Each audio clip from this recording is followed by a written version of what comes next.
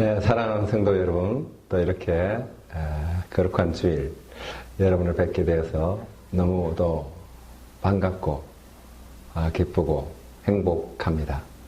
오늘 정말 은혜 가득히 누리는 여러분 되시길 주님으로 소망합니다. 네, 오늘 제가 여러분에게 드리고 싶은 그 메시지는 어떤 것이냐면 참된 거듭남에 대한 주제로 말씀드릴까 합니다. 네, 그래요. 여러분, 이 교회 안에는 두 부류의 사람들이 있습니다. 한 부류는 은혜를 받은 사람이고 또 한 부류는 은혜를 받지 못한 사람입니다. 자, 교회를 다님으로 인해서 일시적으로 내가 물질적인 그 풍요를 누리고 또 어떠한 그 직분이나 신분을 갖고 또 명예나 권력을 쥐고 또 어떠한 그 자격이나 스펙을 가졌다고 해서 그 사람을 은혜 받은 사람이라고 말할 수는 없습니다. 그런 것들은 일시적으로 잠시 나에게 왔다가 때가 되면 다 사라지고 마는 것이기 때문에 그렇습니다. 또 그뿐이 아니라 그런 것이 옴으로 인하여 오히려 불행해지는 사람들도 너무나 많습니다. 자, 그렇다면 과연 어떤 사람을 은혜 받은 사람이라고 말할 수 있을까요? 네. 그것을 오늘 우리 주신 말씀을 통해서 한번 찾아보도록 해보겠습니다. 오늘의 그 주인공 니고데모가 그 야심한 밤에 예수님을 찾아왔습니다. 그 많고 많은 시간을 두고 왜 하필 그 야심한 밤을 택하여 예수님을 찾았을까요? 네, 그것은 사람들의 그 시선을 의식했기 때문입니다. 이 그 니고데모가 그 당시 그 바리새파에 속해 있는 사람이었고 또 그 고위공직자에 해당하는 그러한 신분을 가지고 있었습니다. 자, 그런 신분으로 예수님을 찾아가서 자신을 낮추는 모습을 이렇게 하기가 그렇게 만만치 않은 것이죠. 자, 그러나 니고데모는 포기하지 않았습니다. 이 야심한 밤에라도 자기의 이 궁금증이 풀리지 않으니까 잠을 이룰 수 없다는 생각을 하고 어떤 그 환경이나 여건이나 시간과 그러한 그때 구애받지 않고 예수님을 찾아간 것입니다. 자, 그러면 니고데모가 무엇이 궁금해서 그렇게 이러한 그 선택을 했을까요? 그것은 예수님의 그 답을 통해서 알 수가 있습니다. 다름 아닌 이 니고데모가 궁금했던 것은 이 거듭남에 대한 것이고 또 이것을 다시 말하면 그렇게 영혼 구원에 대한 관심이 생긴 것이죠. 자, 예수님을 믿고 우리에게 찾아오는 궁금증이 있습니다. 그것이 자연스럽게 찾아오는 그 궁금증이 있는데 그러한 궁금증은 어떤 것이냐면은 육적인 궁금증이 아니라 영적인 궁금증이죠. 예를 들면 이런 거죠. 내가 어디서 왔고 또 앞으로 어디로 갈까? 또 예수님은 어떤 분일까? 예배는 어떻게 드리는 것일까? 또 거듭남의 의미는 무엇일까? 또 저 천국은 어떤 곳이고 내가 저 천국을 가기 위해서 어떠한 일을 해야 될까? 뭐 기타 등등 이러한 많은 궁금증들입니다. 자, 오늘 본문에 나타난 니고데모도 그러한 영적인 관심을 갖게 되었고 또 사마리아 여인도 예수님을 만나서 예배의 처소가 어디냐에 대한 자기는 생각지도 못한 그러한 궁금증을 이렇게 하게 되는 것을 볼 수가 있습니다. 그뿐만 아니라 지금 오늘 삭개오도 예수님을 만나게 되자 구원에 대한 소망이 생겼고 자기의 재산의 절반을 가난한 사람에게 나누어 주겠다라는 이런 고백을 하게 된 것입니다. 여기 있는 저도 그렇고 또 믿음의 선조들도 다 이러한 영적인데 많은 관심을 보였음을 볼 수가 있습니다. 자, 이 구원에 대한 의문점이 생기는 것은 너무도 자연스러운 일이요, 당연한 것이요, 이것이 곧 믿음의 사람이요, 영적인 사람인 것입니다. 왜냐하면 이 구원의 문제가 어떤 거냐면 기독교의 그 본질이기도 하고 우리 신앙인들의 방향이기도 하고 또 피조물인 우리 인간의 그 종국적인 목표, 그 목적이 바로 이 구원을 이루는 것입니다. 자, 그러한 차원에서 지금 그 2단, 3단들이 많이 그 혈안이 되어 있는 정말 그 열정을 다하는 그 일이 물론 그 방향이 잘못된 방향을 선택했지만은 그 내면으로 들어보면은 구원을 이루기 위한 그 몸부림이요 발부둥입니다. 그리고 그뿐만 아니고 이 믿음의 선조들도요 자기 목숨을 던질 수 있었던 그 원동력, 그 에너지가 어디에 있었냐면요, 저 천국이 있다는 사실을 깨닫게 되고 저 천국을 소유해야 되겠다는 그러한 열정이 생겨난 것입니다. 그러나 오늘날 이 교회가 엄청난 이 구원의 가치를 싸구려 구원으로 이렇게 만들어버린 그런 안타까운 경우입니다. 자, 그러므로 인해서 이 구원 알기를 한 달에 그 박봉보다 못하게 여기는 이런 안타까운 일이 생겼습니다. 네, 우리의 믿음의 선조들은 목숨과도 그걸 바꾸었던 그 가치 있는 구원을 그 한 달 월급보다도 못하게 여기는 이러한 일이 우리에게 지금 생겼다는 것입니다. 이 점에 대해서 여기 있는 저와 우리 많은 목회자들이 정말 그 애통함과 통회함, 진심 어린 그 회개가 필요할 때가 아닌가라는 생각이 듭니다. 더 늦기 전에 우리가 저 올바른 구원관을 정립시켜 줘야 되고 또 그 소중한 구원의 가치를 잘 가꾸어가는 그 일에 몰입해야 할 것입니다. 자, 오늘날 우리들은요, 눈에 보이는 가치, 손에 잡히는 그 가치를 위해서 추구를 합니다. 예, 그것이 전부인 양 그렇게 달려갑니다. 그러한 맥락에서 우리 그 성경에도 보면요, 예수를 따르던 허다한 무리들이 있습니다. 이들이 그 예수님을 그렇게 찾은 것은 다름 아닌 그 예수님이 행하시는 표적, 기적, 이적, 이러한 것을 보기 위해서 정말 구름처럼 몰려들었습니다.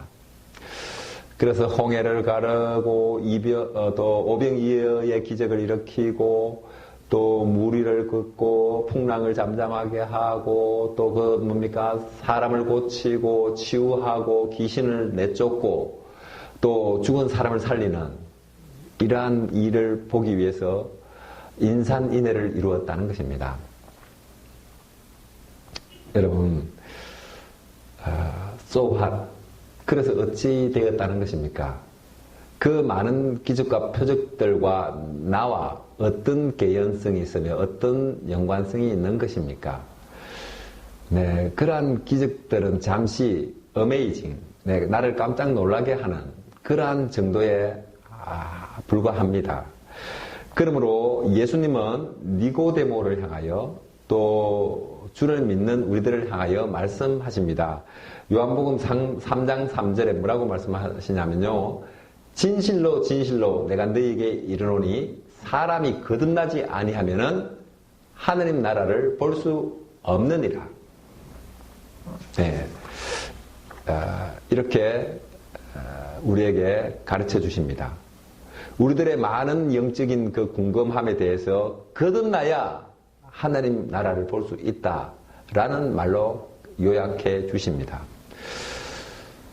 우리가 그 신앙생활을 하며 일시적으로 교회를 다니고 일시적으로 선행을 하고 섬김과 봉사를 하고 어떠한 그 직분을 가졌다고 해서 그 사람을 거듭난 사람이라고 말할 수 없습니다. 자, 이 거듭남은 어떤 것이냐면요, 하나님의 몸된 이 교회를 다님으로 인해서 그 나의 그 속사람, 내 심령이 어떻게 하면 치유되고 변화되고 회복되어서 완전한 새로운 피조물이 된 상태. 이 사람을 은혜의 사람이요, 기적의 사람이요, 거듭는 사람이라고 말할 수 있습니다. 자, 그러면 왜 그 많은 시간을 교회를 다니고 있는데 은혜도 없고 거듭남도 없고 이 기적과 같은 삶이 열려지지 않는 것일까요? 여전히 그때 그대로일 수밖에 없는 것입니까? 네, 그것은 많은 것으로 설명할 수 있겠지만은 그 아주 대표적인 것은 어떤 것이냐면요, 나의 그 자아가 너무 강하기 때문입니다. 내 자아가 너무 강해. 내 생각만이 존재하기 때문에 그렇습니다. 자, 그래서 교회를 다녀도 어떤 식으로 다니냐면요, 내 생각대로, 내 기분대로, 내 컨디션에 따라서, 내 그 스타일대로 그렇게 교회 생활을 합니다. 그러니까 어때요?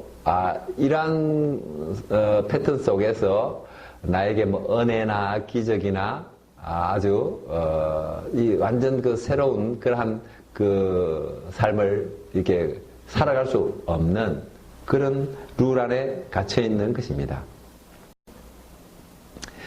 자, 그러면 어떻게 해야지 거듭날 수 있을까? 그 실마리를 찾을 수 있는 게 갈라디아서 2장 20절 이 말씀입니다.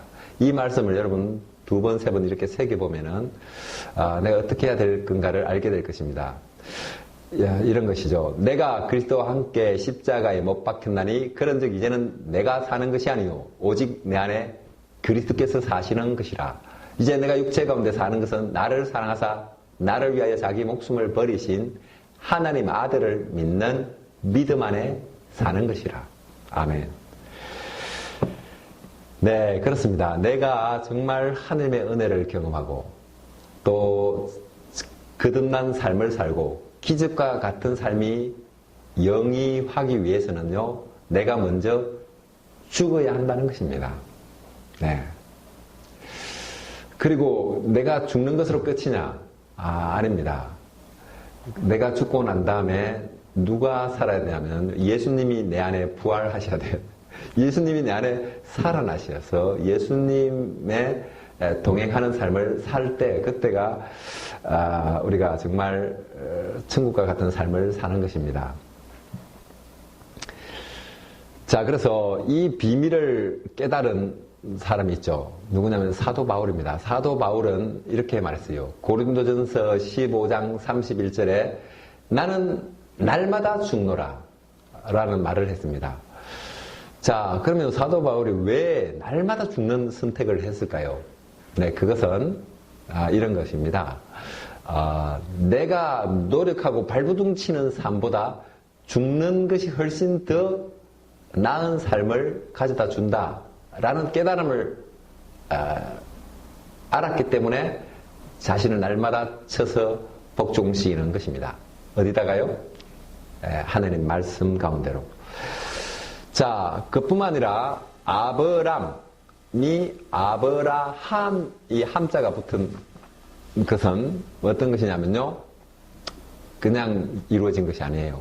하느님의 말씀에 의거하여서 본토 친척 아비의 집을 떠나 약속의 땅, 언약의 땅으로 옮겼기 때문에 그 믿음의 조상이 되고 또 축복의 근원이 되고 많은 기적과 같은 삶을 살게 된 것입니다. 자, 이 아브라함의 선택은 이 단순한 장소적 이동이 아니라 이것은 의식의 전환이 일어난 것입니다. 다시 표현하면 내가 오랫도록 그 해왔던 생각, 사고, 의식, 체계에서 탈출, 그 체계에서 전환이 일어난 것입니다. 자, 이것이 뭐냐면요, 애국에서의 탈출, 이스라엘 백성이 애국에서 탈출한 사건입니다. 그러니까 우리는요, 이 눈에 보이지 않는 세력, 마귀와 사단의 그 권세에 묶여 있고 결박되어 있고 눌려 있고 이러한 상태에서 자유한 몸을 찾은 것입니다. 우리가 오랜 시간을 투자하여 신앙생활을 하였음에도 내가 여전히 사단의 그 묶임, 사단의 노예, 사단의 포로가 되어 있는 것은 내 안에 내가 살아있기 때문입니다. 예를 들어서 이런 거요. 나의 그 부정적인 생각들, 그리고 나의 지식, 나의 경험, 나의 의지, 나의 노력, 그리고 나의 스타일, 그뿐만 아니라 나의 그 아집, 나의 자존심, 나의 고집, 그리고 나아가서 나의 내가 가지고 있는 도덕관, 윤리관, 이런 것으로 꽉 차 있기 때문에 예수님이 비집고 들어올 여지가 없는 것입니다. 내가 가지고 있는 그 진리는요, 턱없이 부족하고, 가난하고, 아주, 빈곤하기 짝이 없습니다. 자, 그러한 그 부족한 진리로 어떻게 해요? 판단하고, 결정하고, 계획하니까 내게 정말 기적과 같은 삶이 열려질 수 있는 그 가능성이 전무한 것입니다. 자, 그러면 내 삶에 이러한 삶이 자꾸 지속 반복될 때는 그 안에 나의 그 기쁨이나 환희나 감격이나 소망, 이러한 것이 생겨나는 것이 오히려 이상한 것이죠. 그래서 앞으로의 삶에 어떻게 하냐면요, 내가 가진 이성을 죽이고 어떻게 해야 될까요? 성경적인 안목을 우리가 가질 때, 그때 우리가 무모한 판단을 하거나 또 내가 나를 망가뜨리는 그러한 엉터리의 결정을 하지 않게 될 것입니다. 하나님과 나와 이 동행한다는 것은 나의 결핍이나 나의 부족함에 대해서 새로운 가르침을 받고 인도를 받고 보호를 받고 그 다음에 채움을 받는 그런 것들이죠. 그래서 하나님과 나와의 동행은 내가 가진 한계를 초월할 수 있는 길이 열려진 것입니다. 자, 이렇게 엄청난 가치가 내재하고 있는데 이 거듭남에 향한 그러한 그 열망이 없는 것은 정말 안타까운 일이 아닐 수가 없습니다. 왜냐하면요, 거듭나지 못한 상태에서 신앙생활을 하게 되면 그 신앙생활이 조만간에 어떻게 해요? 피곤이 오고 지치고 무기력해지고 또 육신과 영혼이 아파요. 아프고 공허하고 그뿐만 아니라 외로워지고 막 이러한 것들입니다. 그래서 결국은 어떻게 해요? 실족하고 탈진하고 사망해버리는 것입니다. 이것이 당연한 스토리죠. 당연한 스토리가 되는 것입니다. 자, 그러므로 하나님의 자녀인 우리는 어떻게 해야 될까요? 반드시 거듭나야 한다는 사실을 알았습니다. 하지만 이 거듭남이 무엇인지 그 의미조차 아직 파악이 안 된 분도 없지 않아 있습니다. 자, 그러면 이 거듭남을 정의하면 이런 것입니다. 내 중심의 삶, 그리고 내 주체의 삶에서 하나님 중심, 하나님 주체의 삶을 살아드리는 것, 이것이 거듭난 것입니다. 그러므로 인해서 내게 주어진 그 권리를 포기하는 것입니다.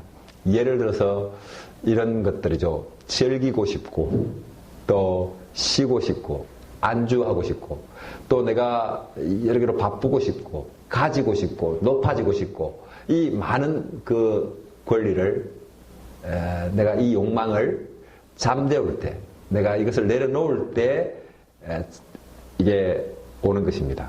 그러므로 성경은 이 거듭난 사람을 어떤 사람이라고 하냐면요, 구원받은 사람이다 라고 기록하고 있습니다. 자, 그래서요, 예수님을 믿고 천국 간다는 것은 그냥 한번 해보는 것이 아닙니다. 그냥 단순히 한번 해볼까? 뭐 이 정도가 아닙니다.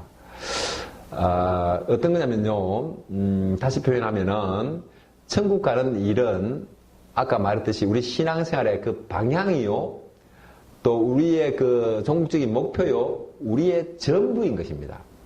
자, 이러한 그 구원의 그 소유를 위해서 대충 그냥 해볼 것이 아니라, 정말 올인, 혼신을 다해서 한번 해보아야 할 것입니다. 자, 여러분, 병원에 가면 원장님이 계십니다. 병원 원장. 그분이 사람이 그 목숨이 다 하지 않았음에도 사망 진단을 내는 경우가 있습니다. 예를 들어서 뭐 이런 거죠. 말기암이 돼가지고, 뭐 예를 들어서 몇 개월 후에 죽습니다. 뭐 이렇게 판정을 내리는 것. 그뿐만 아니라 심장 박동은 뛰고 있으나 내사 상태, 내가 꼼짝도 하지 않는 그런 게 식물인과 같은 이러한 사람을 향하여 사망 진단을 내립니다.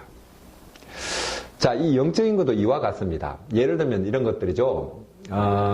하나님과 관계가 시큰둥해진 거죠. 신앙생활에 그 권태가 오고 이제 이런 것들이죠. 자, 이렇게 된 것은 그냥 그 한순간에 주어진 그러한 느낌, 그러한 그 감정이 아닙니다. 이미 오래 전에 이 사람은요, 사망 진단을 받았습니다. 사망 진단을 받았습니다. 자, 그러면 이 사망의 진단을 내리는 때가 언제입니까? 궁금하죠? 네, 이거 정말 중요한 건데, 오늘 이 영적 원리를 꼭 좀 기억해 주셨으면 좋겠습니다. 이런 것들입니다. 내가 이제 사망 선고를 받는 중요한 이유인데, 네, 그것은요, 내가 하나님을 향한 감사가 사라졌을 때, 그때가 바로 이미 사망 진단 선고를 받은 상태입니다. 네. 나에게 이 감사한 마음이 사라지면요, 신앙생활을 유지한다는 게 정말 엄청나게 어렵습니다. 이미 사망이 됐음에도 이 습관처럼 이래 습관이 돼가지고 오고 있지만요, 조만한 그 빌미가 생기면은 그때는 이제 죽을 그 마땅한 명목이 생긴 거죠. 그래서 뭐 때문에 나는 교회를 안 간다라고 말하지만 하면 이미 그 전에 벌써 안 가는 걸로 결정돼 있던 상태죠. 네, 그런 것들입니다. 자, 그러면 이 신앙생활이 끝이 난다는 것은 어떤 것을 말하냐면요, 성령이 거두어진 상태입니다. 성령이 거두어지면 어떻게 되냐면요, 이제 앞으로 수고하고 무거운 짐을 지어야 되는 이 일이 생기는 것이고, 그 다음에 또 시련과 고통이 오고, 또 외로움과 고독이 찾아오는 일이 생겼다는 것입니다. 내가 죽어가는 것에 대해서 나 자신은 잘 몰라요. 그러나 하나님은 벌써 오래전부터 안타까워하고 계시고, 이 마귀들은 알죠. 이 귀신들은 벌써 신나가 잔치를 하고 있고, 영적인 사람은 이것을 압니다. 이 영적인 흐름을 압니다. 내가 하나님으로부터 지금 많이 멀어져 있네. 이제 이래서 안 되겠네. 빨리 자기를 추스리고 이게 다시 그 길을 하나님과 동행하는 그 길을 돌아가게 되는 것입니다. 자, 그래서요, 감사하는 마음이 사라지면 그것으로 끝이 아닙니다. 그것이 끝이 아니고 이제 앞으로 어떤 일이 생기냐면요, 그 감사함이 떠난 그 빈자리에 어떤 것이 찾아오냐면요, 부정적인 생각이 찾아옵니다. 부정적인 생각이 나를 지배하게 돼요. 자, 이 부정적인 마음이 자라나서 어떻게 되냐 하면요, 하나님을 불신하고 원망하고 불평하고 하나님을 대적하는 이런 엄청난 일이 일어나는 것입니다. 자, 그래서 이 사단은요, 수단과 방법을 가르지 않고 우리 하나님의 자녀들에게 감사하는 마음을 뺏어갑니다. 예. 자, 우리가 이 구원에서 떨어지지 않기 위해서는요, 어떻게 해야 될까요? 이 감사하는 마음을 지속 반복적으로 우리가 가져야 된다는 것입니다. 그래야지 내가 이 구원을 잃어버리지 않는 자녀가 되는 것입니다. 이러하듯 이 모든 것이 이 나의 어려움이나 나의 불행, 이것이 그 외부적 환경에 있거나 어떠한 상대방에게 있는 것이 아니라 나 자신의 선택에 있다는 것입니다. 어떤 선택을 해야 되냐면요, 자, 내가 부정적인 생각을 선택하느냐, 감사한 마음을 선택하느냐.